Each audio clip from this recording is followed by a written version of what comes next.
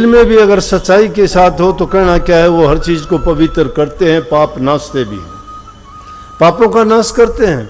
लेकिन वो काम हम करते नहीं, हम तो ऊपर से तो दिखावा तो करते हैं, लेकिन अंदर से हमारे अंदर बदलाव नहीं आता।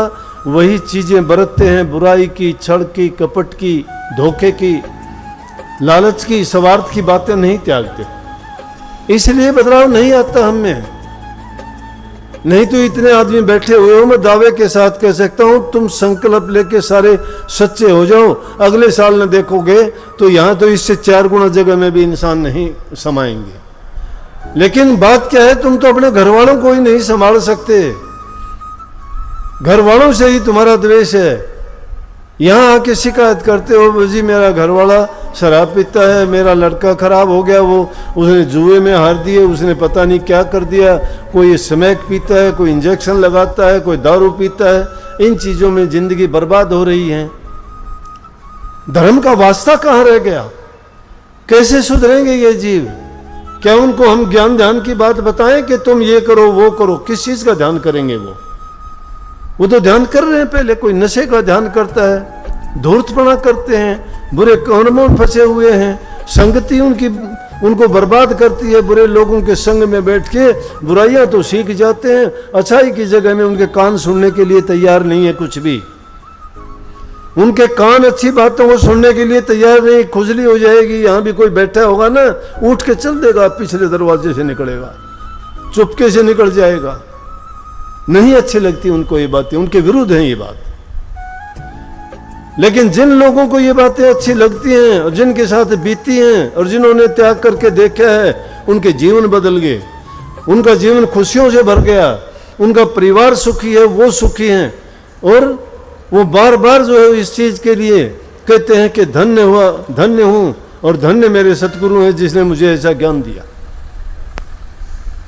इसी प्रकार से लोगों की अपनी अपनी आस्था। सिख लोग अपने गुरुद्वारों में पूजा करते हैं, हिंदू लोग मंदिरों में जाते हैं, मुसलमान अपने मस्जिदों में जाते हैं, ईसाई लोग अपने चर्चिज में जाते हैं। उन्होंने बना रखी है ऐसी जगह कि वो एकांत में जाके कुछ समय के लिए चिंतन कर सकें।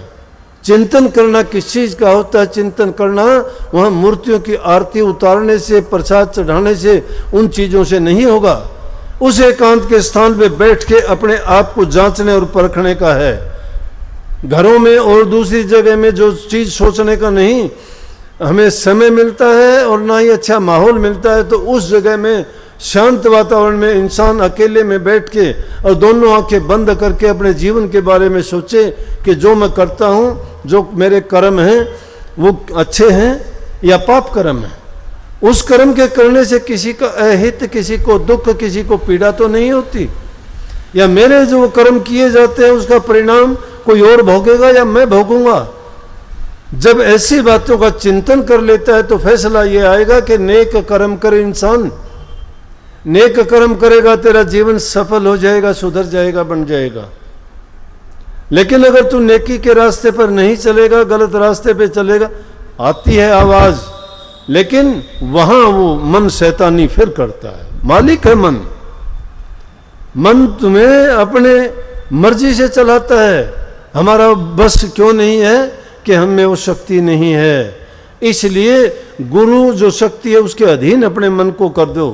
गुरु एक ऐसी चीज है जिस प्रकार से किसी पशु को दूर नहीं जाने देना चाहते आप, उसको रस्सा डाल के किसी खूंटे से बांध देते हो, पेड़ से बांध देते हो, वो इधर उधर घूम तो सकता है लेकिन जा नहीं सकता। इसी प्रकार से अपने मन को भी गुरु की शरण में ऐसे बांध देना चाहिए कि गुरु की आज्ञा के बाहर नहीं जाना चाहिए। दुनियादारी के काम तो सभी करते रहो, सच्चाई के साथ, ईमानदारी के साथ, गुरु के दिखाए मार्ग के अनुसार उन काम को करते रहो, लेकिन उससे दूर नहीं जाना। दूर नहीं जाने का मतलब उन बुराइयों में नहीं पड़ना जो दुनियादारी के लोग करते हैं। रहो, इस दुनिया में रहना पड़ेगा, आए हैं इस दुनिया में, यहीं रहते हुए ये हमें अपने कर्म करने पड़ेंगे। और उसी मन के कारण अपने दिल में दया, प्रेम, शांति, सहानुभूति ये रखेंगे ना, तो धीरे धीरे करके जिस चीज़ का भी जो इंसान अभ्यास करता है उसमें पूरी दक्षता, निपुणता भी प्राप्त कर लेता है। हम बार बार जो अभ्यास करने की बात कहते हैं, अभ्यास किस चीज का करना चाहिए? किसी चीज का भी करो, अभ्यास किसी चीज का भी करो, उस चीज में जो तुम चाहोगे वही शक्ति आपको प्राप्त हो जाएगी।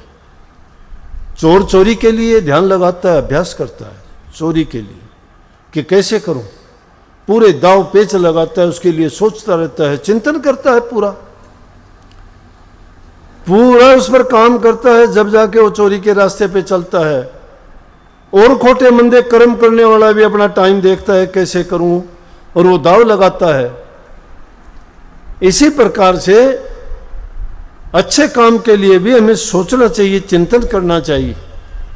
तो मैं बात जो कह रहा था कि मंदिर मस्जिद गुरुद्वारों में जाके हम सोचते हैं हम पवित्र हो गए या हमारे कर्म कट के, नहीं। कर्म काटना और प्रभु के दर्शन करना तुम्हारे कर्म में है। तुम्हारा कर्म ही धर्म होना चाहिए। कर्म ही धर्म का मतलब तुम्हारा कर्म धार्मिक होना चाहिए, उसमें किसी प्रकार की भी मिलोनी नहीं होनी चाहिए। दुनियादारी के पाप कर्मों से अलग होना चाहिए, वो सत्य